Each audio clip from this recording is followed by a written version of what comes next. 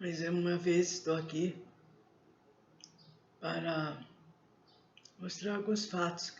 E esses fatos são verdadeiros, são verídicos. Não é história da carochinha, nem nada inventado. São coisas que aconteceram, que a gente tem que ter conhecimento, né? E passar para outras pessoas que não teve a oportunidade que nós tivemos de estudar, de ler, de ter livros na biblioteca, de ter bons professores como nós tivemos, né? Porque os meus foram excelentes.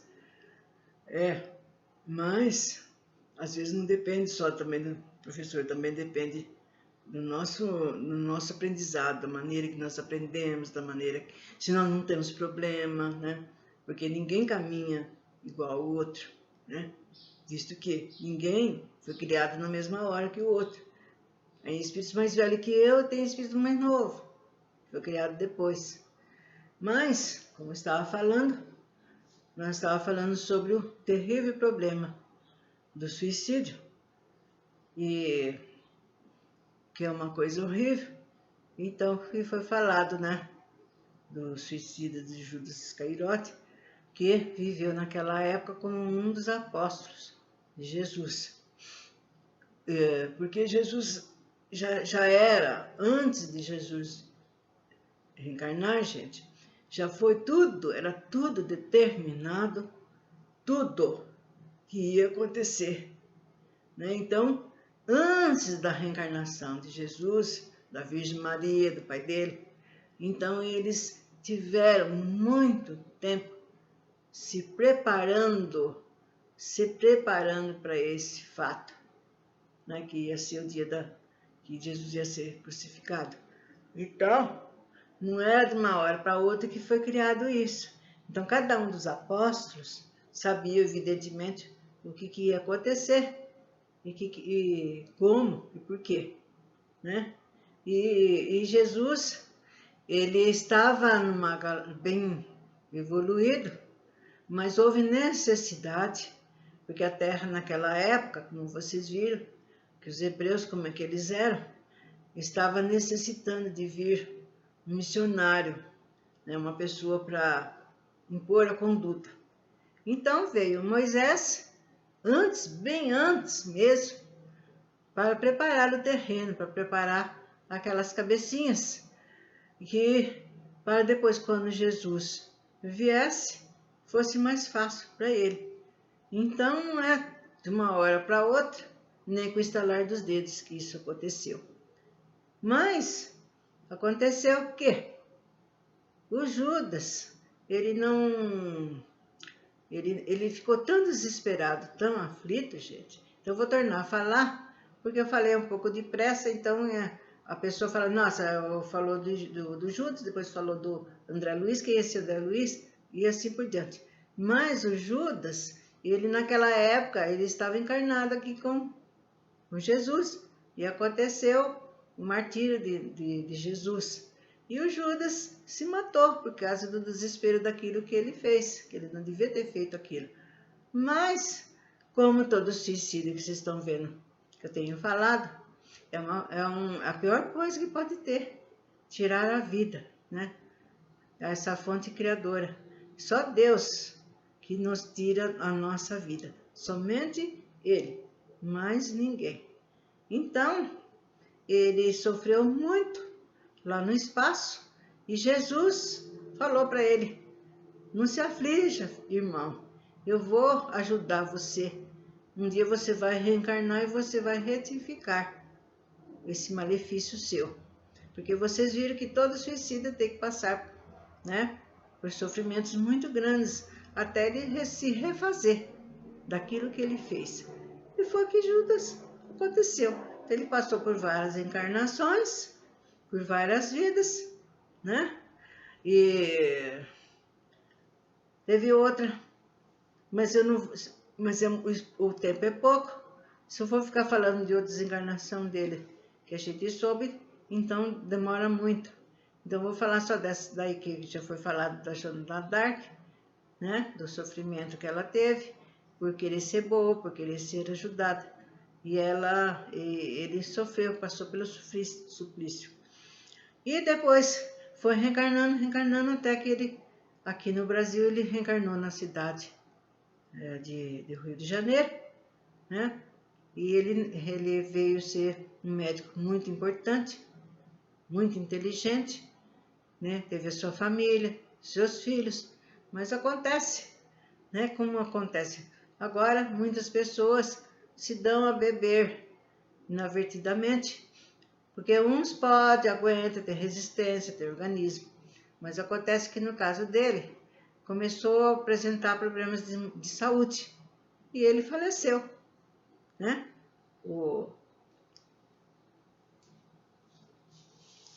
médico faleceu e quando passou para o lado de lá, ele foi chamado de suicida. Ele falou, mas como? Eu não fiz nada, eu morri de uma doença. Aí os mentores ficaram, não, você se levou ao suicídio. Pelo fato de você beber, aos pouquinhos você foi morrendo. Isso daí é um suicídio. Aí ele ficou, né? Mais com suplício, mais um suplício. E ele sofreu, gente. Ele ficou nada mais, nada menos que 8 anos lá no plano, lá no umbral. Mas como ele era uma pessoa de bem, de bom coração, e depois ele foi trabalhar no nosso lar. Nossa, quantos que eles ajudavam ali. No nosso lar é uma colônia que fica bem em cima do Rio de Janeiro, na altura do Rio de Janeiro.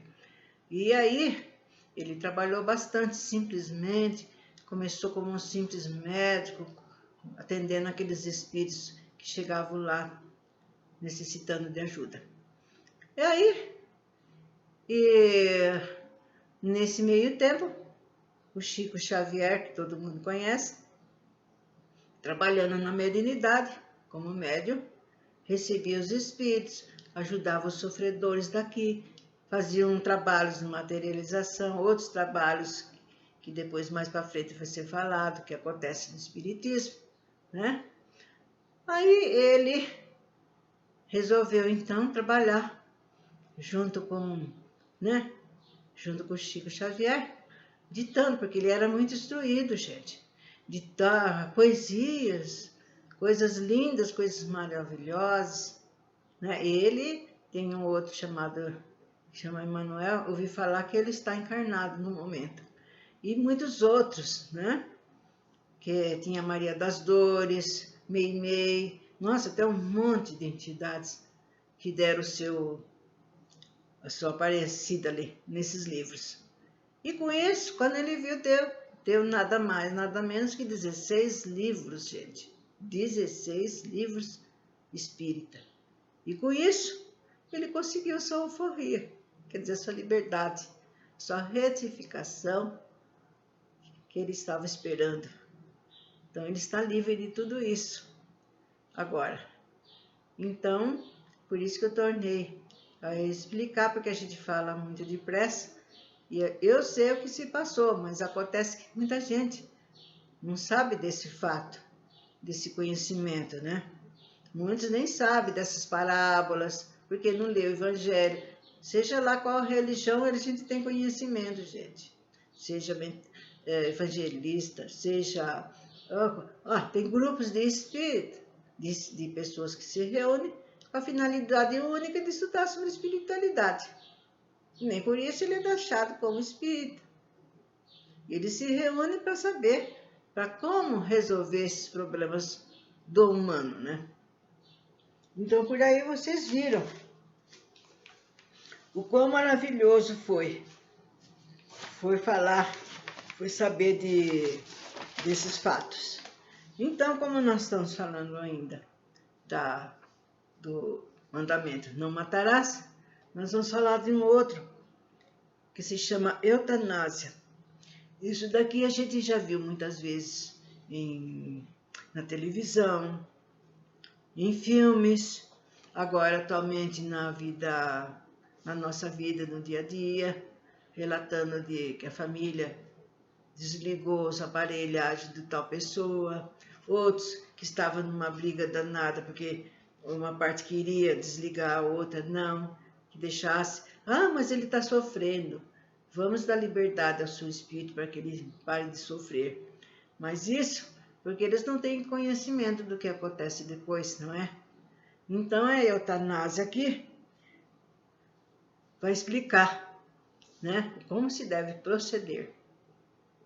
Então, eutanásia.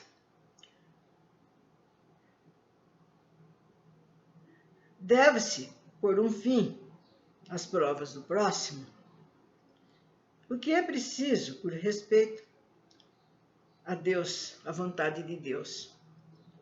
Dissemos e repetimos muitas vezes que estais na terra de expiação, para concluir as vossas provas, e tudo que vos acontece é uma consequência de vossas existências anteriores, e o peso e obrigação da dívida temos que pagar. Mas esse pensamento provoca reflexões em algumas pessoas, ideias às quais é necessário combater, pois poderiam ter consequências desastrosas. Algumas pessoas, a partir do momento em que se está na Terra, para expiar é preciso que as provas sigam, o seu curso. E existe mesmo aquele que acredita que não somente é preciso não fazer nada para atenuá-las, mas ao contrário, é preciso contribuir para torná-las mais proveitosas, agravando-as. Então, vocês estão vendo, por exemplo, nós temos um ente querido, seja ele idoso ou não, né? Principalmente agora que o câncer está indo demais em todos os lares, gente.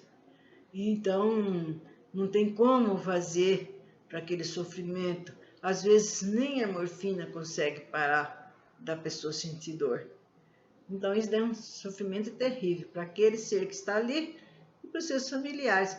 Então, eles acham que seria melhor dar dar uma injeção letal ou tirar aquela aparelhagem toda. Porque às vezes ele está respirando só porque está com aquela aparelhagem. Quem sabe ele é com a finalidade única daquele ser não sofrer mais. É um grande erro. Sim, vossas provas devem seguir o curso que Deus lhe traçou, mas conhecer esse curso. Vocês conhecem? Qual é esse curso?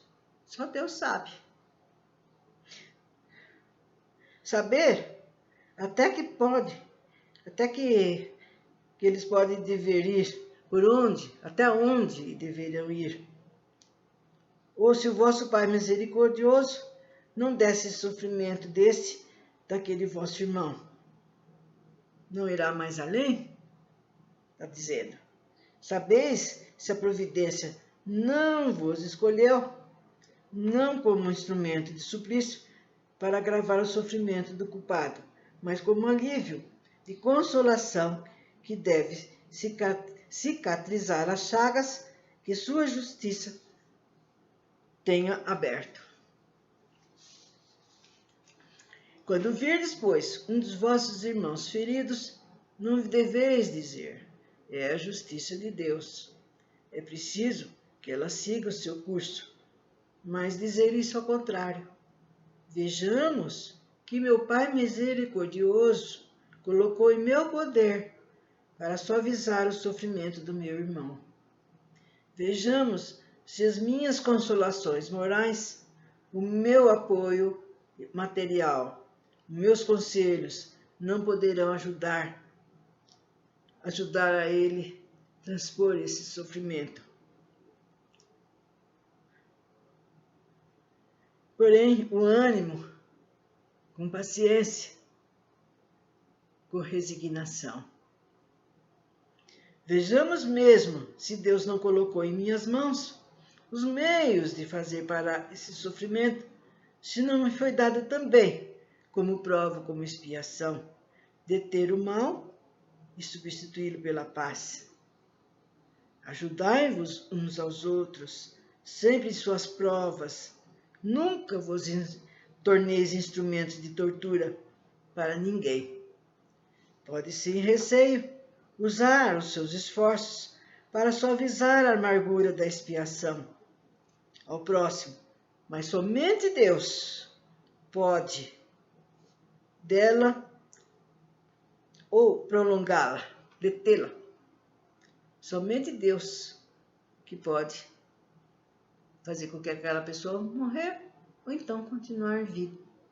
Nós não devemos mexer em nada, apenas orar, pedir paciência, pedir força, resignação. Vejam bem, estáis todos na terra para espiar, mas todos, sem exceção, deveis empregar todos os vossos esforços para suavizar a expiação de vossos irmãos, segundo a lei do amor e da caridade. Então,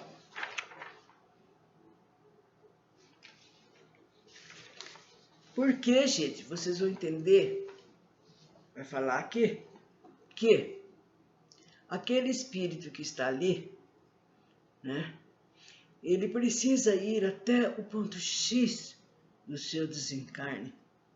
Então, se o médico ou alguém resolve achar que ajudando ele a morrer, quer dizer, fazendo ele morrer antes da hora, né, está ajudando, mas não está. Porque aquele ser, ele precisa até o último minuto da sua agonia, último instante. Porque senão, vocês pondo ele para morrer antes da hora, às vezes ele podia ter tido uma melhora, durar mais um dia, mais 2 dias, né? E fazer com que ele cumpra a sua tarefa, né? Agora, se faz a pessoa desencarnar porque está sofrendo muito, quem é Deus para saber? Ninguém. Então, está prejudicando esse ser. Por quê? Porque se vocês tiram a pessoa antes da hora, às vezes ele tinha mais um dia, mais algumas horas. E o que acontece? Ele desencarna e tem que voltar imediatamente no outro corpo, a fim de que ele possa viver aqueles últimos momentos que foi cortado. Vocês estão entendendo qual é a razão, qual é a causa? É essa. Só Deus sabe até onde aquele nosso irmãozinho tem para cumprir a sua missão, sua aprovação, a sua expiação. Agora, se vem outro, nossa, vamos dar uma injeção, ou vamos desligar. Às vezes ele tinha ainda algum tempo. Diz que tem pessoa que às vezes está na agonia e volta, recobra. Nossa, o que está acontecendo? Não que ele ficou bom, ele vai morrer sim, alguns dias depois, mas ele recobra. E é bom também porque ele começa a se arrepender, gente. Nessa hora a gente vem tudo à tona na nossa cabeça. Ele começa a arrepender de não ter sido um bom pai, então ele pede perdão a Deus, que ele na próxima vez, né, quer dizer que geralmente a pessoa não sabe que ele vai ter uma reencarnação, mas que se ele pudesse fazer tudo, ele faria tudo ao contrário. Então vocês estão vendo o que é não poder mexer. Ó. Um homem está agonizante, vítima de cruéis sofrimentos. Sabe-se que o seu estado não tem esperança. É permitido poupar-lhe alguns instantes de agonia, apressando o seu fim? Que é uma pergunta de uma pessoa que fez, né? Para saber. Quem, no entanto, vos daria o direito de prejulgar os planos de Deus? Não pode o Senhor conduzir um homem à margem de um abismo para retirá-lo de lá, a fim de fazer voltar-se sobre si mesmo e de conduzi-lo a outros pensamentos. Estão vendo? Então, aquele ser que estava ali agonizando, nossa, é hoje, é agora, daqui a pouco, às vezes recobra, né? Recobra, nossa, voltou do coma, nossa, o que será que aconteceu, né? Aí ele passa mais algum... E a família precisa ter paciência com tudo isso, gente. Não pode desejar. Nossa, por que não morre logo? O que está acontecendo? Não aguentamos mais. As pessoas que fazem isso, falam isso. Ainda que pense que haja chegado o momento final para o moribundo, ninguém pode dizer com certeza que essa hora tinha chegado. Não, há também incontáveis exemplos que no momento de se dar o último suspiro, o doente se anime e recobre sua lucidez por alguns instantes. Pois bem, essa hora de graça que lhe é concedida pode ser para ele de maior importância, pois ignorais o pensamento do seu espírito. Pode fazer no momentos finais de sua agonia, enquanto tormentos pode lhe poupar um momento de arrependimento. Porque às vezes a pessoa que está ali doente estava morrendo sem se arrepender, né? Às vezes ele fez coisas para a família, para esse, para aquele. Quem é que não faz, não é? Todos nós. E naqueles momentos, ele voltando, nossa, eu estava mal, eu estava ruim, né? Então aí ele começa a pensar, porque vem, como eu falei, desde a nossa infância até o último momento. Então ele começa a ver como ele tratou a esposa, como ele tratou os filhos, ou alguém, né, que ele ofendeu. Então ele começa a pedir perdão. Começa a perdão a Deus, que ele estava arrependido daquilo. E isso é uma glória, gente, para um espírito, principalmente um espírito que às vezes é endurecido, ou que ignorante, e às vezes a pessoa é má, não por ele, mas é ignorante das coisas que ele deve respeitar o outro, né?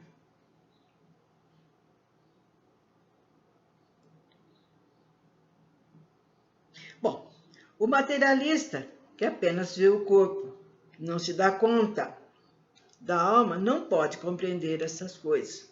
Mas o espírita que sabe o que se passa além do túmulo, conhece o valor do último pensamento. Suavizai os últimos sofrimentos, tanto quanto nos seja possível fazê-lo, mas guardai-vos de encurtar a vida de quem quer que seja, nem que seja por um segundo, gente, por um minuto, pois esse minuto pode poupar muitas lágrimas no futuro. Então, vocês estão vendo? Porque isso daí, gente, eu tenho visto muito na televisão, filmes, né? Que o médico anda para cá, para lá, o que vai fazer? Faço? Não faço? Porque devo fazer? Não, a família, contrária, né? De vez em quando eu vejo, saiu acho que no jornal, a família resolveu aceitar o desligamento, né? Fulano, né, continua ainda ligado. Quantos meses de coma? Tem que deixar até o último momento. Não se deve tirar a morte de ninguém mesmo. E com isso, ficamos aqui até a próxima vez, que será então visto um outro mandamento. Que Jesus nos abençoe a todos, né? A todos nós, as nossas famílias, os nossos entes queridos, e mesmo aquele a quem nem conhecemos, gente. Principalmente aqueles que são os nossos inimigos, que a gente deve pensar muito. Até lá.